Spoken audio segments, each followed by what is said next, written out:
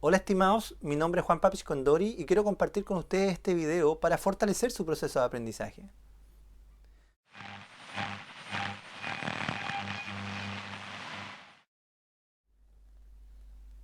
Cuando una persona quiere comenzar a estudiar finanzas, lo primero que debería saber es qué significa. Por esa razón voy a comenzar este curso explicando esa definición. Si buscan en los libros o en internet qué significa la palabra finanzas, se van a encontrar con una serie de definiciones.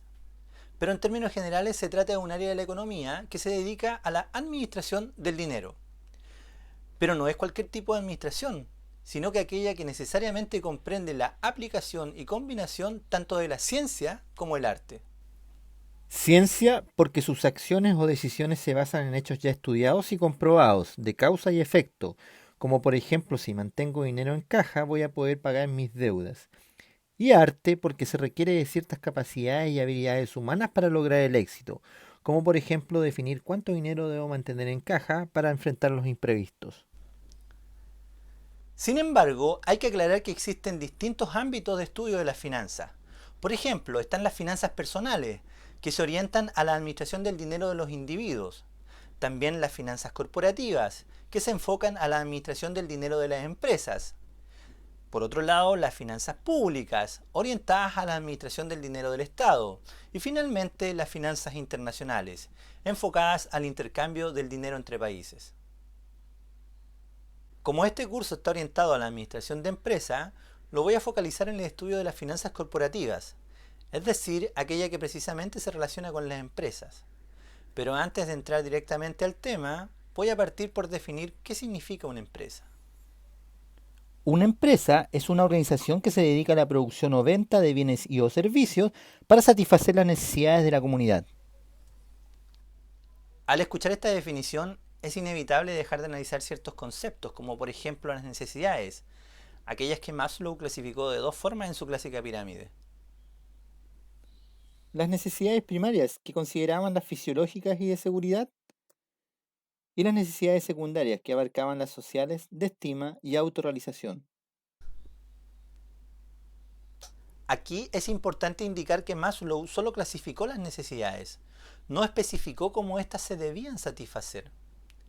Es por eso que las empresas cumplen un rol fundamental, porque son ellas las que se encargan de fabricar, comercializar u ofrecer diferentes bienes o servicios, precisamente para satisfacer dichas necesidades. Por esa razón, en la práctica existen empresas que se dedican a ofrecer bienes de consumo, bienes intermedios y bienes de capital. Bienes de consumo, como por ejemplo un helado, un medicamento y una camisa, que se caracterizan porque satisfacen inmediatamente una necesidad. Bienes intermedios, como por ejemplo la harina y el cuero, que se caracterizan porque se utilizan para fabricar otros bienes. Bienes de capital, como por ejemplo las máquinas, herramientas o un bus, que se caracterizan porque fueron fabricados exclusivamente para ser utilizados en la elaboración de otros bienes, o también para prestar un servicio, como por ejemplo el bus. Y por último están los servicios, como por ejemplo la mantención, seguridad y el transporte, acciones que también están orientadas a la satisfacción de una necesidad. Por otro lado, también es importante saber que existen distintos tipos de empresas, las cuales se pueden clasificar de diferentes formas, como por ejemplo según su actividad o giro. Aquí están las empresas industriales, aquellas que se dedican a fabricar un producto a través de un proceso productivo, como por ejemplo una empresa de acero. Luego están las comerciales, que solo se dedican a la compra y venta de productos, como por ejemplo un supermercado.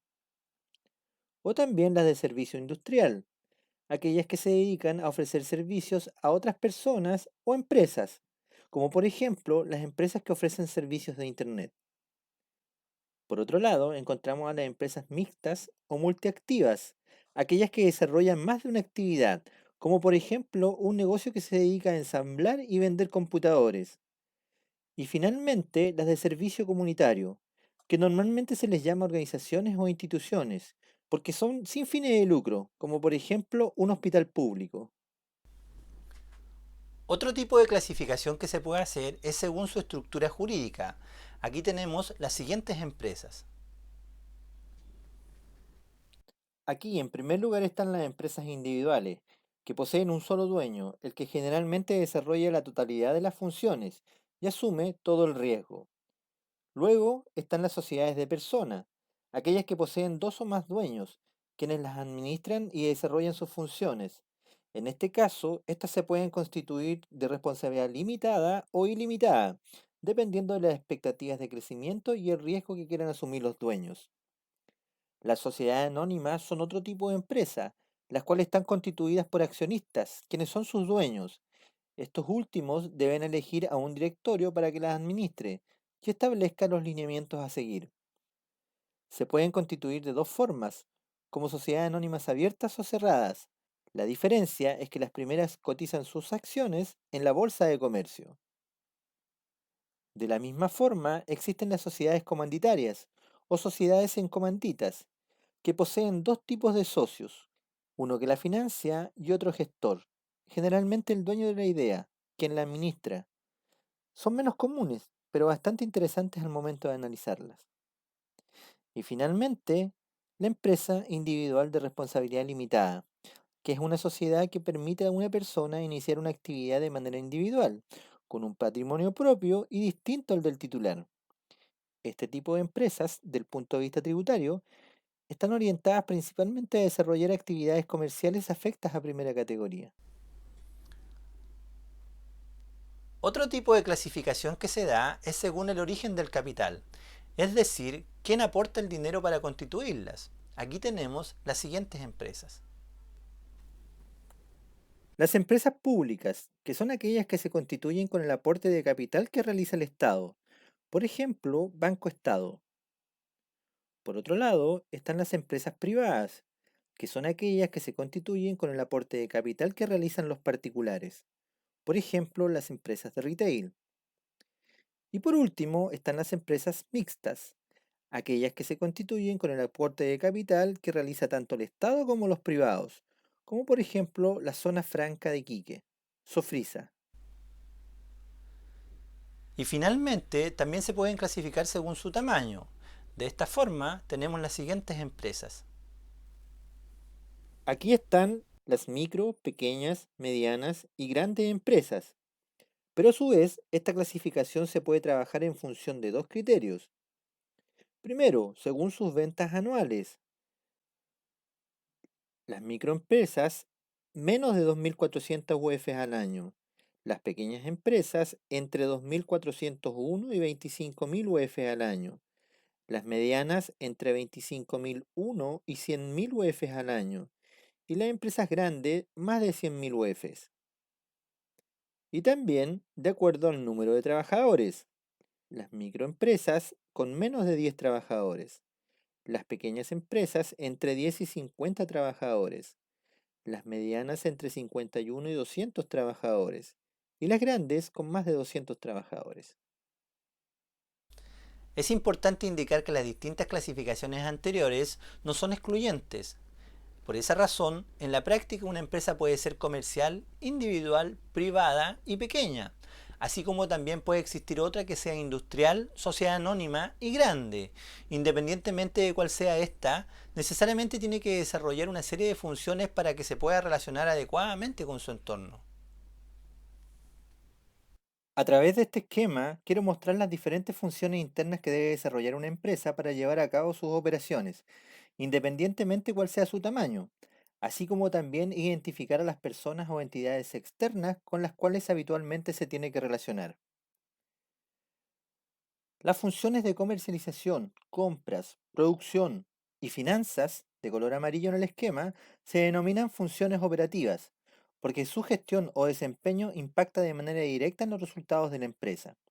Por ejemplo, si la estrategia de publicidad implementada hace un par de meses por la empresa está dando resultados, es decir, ha provocado un aumento en las ventas, eso es favorable porque inmediatamente se va a traducir en un incremento de las ganancias. Sin embargo, ¿qué ocurriría si por un error la empresa fabricara una línea de productos con defectos? Lo más probable es que eso también impacte negativamente en los resultados, porque al darse cuenta, los clientes dejarán de comprar estos productos y eso provocará una baja en las ventas. Esto quiere decir que el impacto de la gestión de las funciones operativas puede ser positivo o negativo. Todo va a depender del desempeño final que cada una de estas tenga.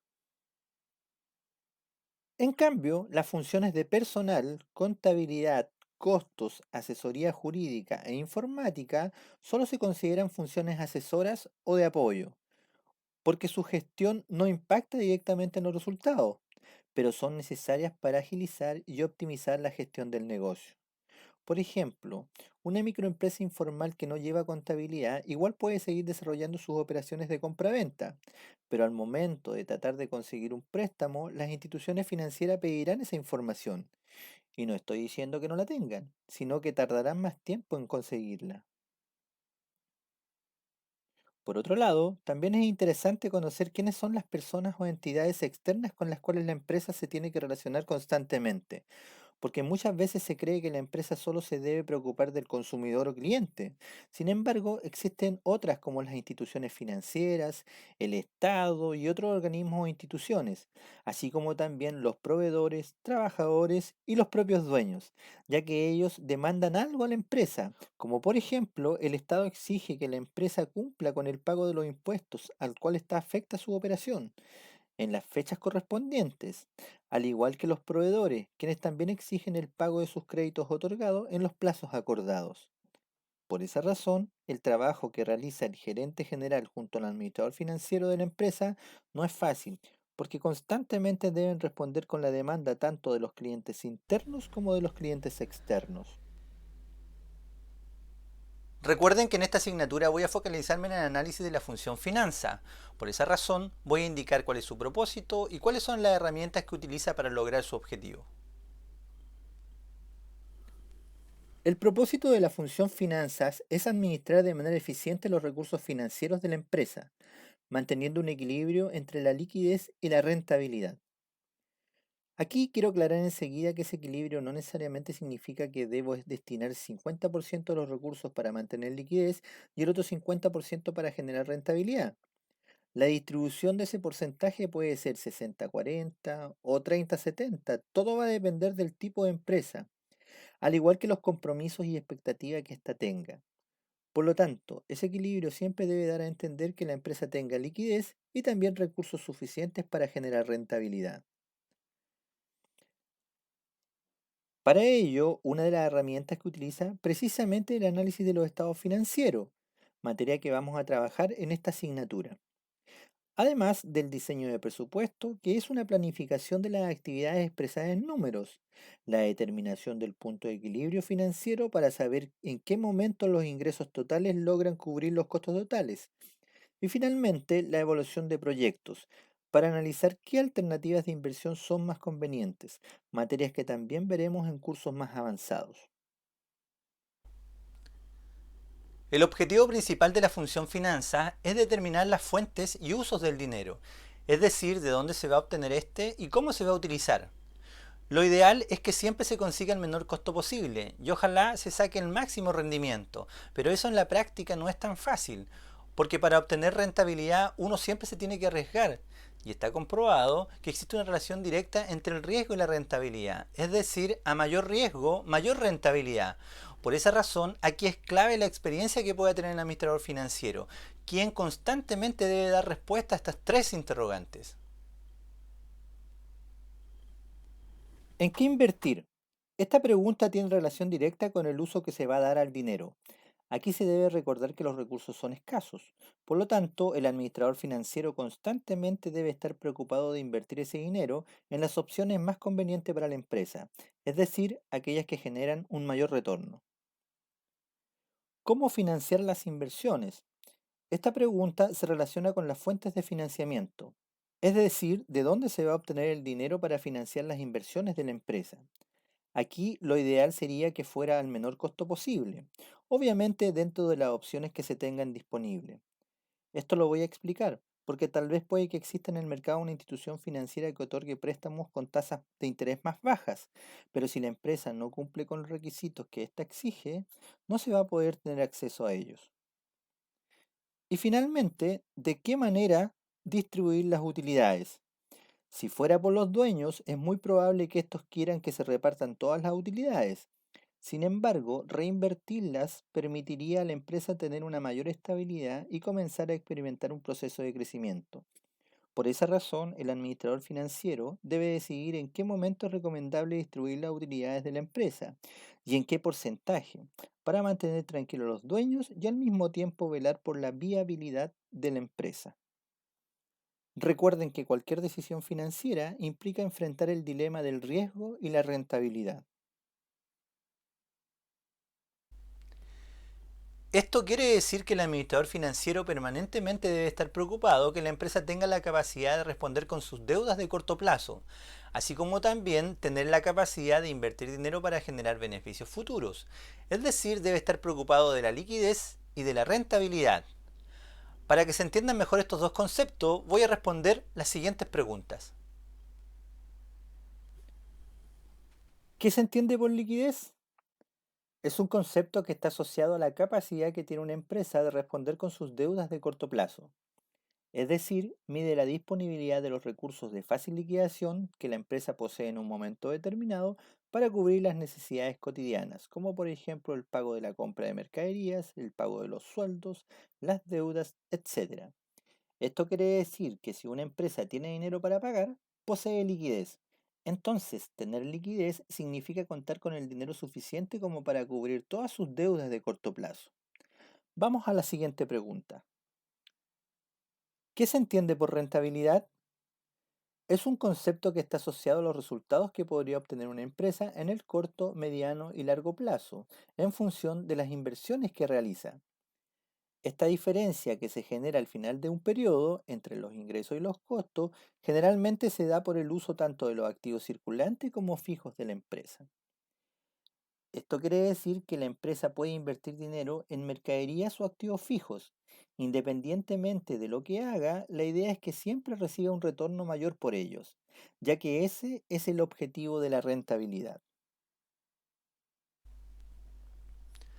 Antes de terminar con este video, es importante aclarar que estos dos conceptos financieros son contradictorios.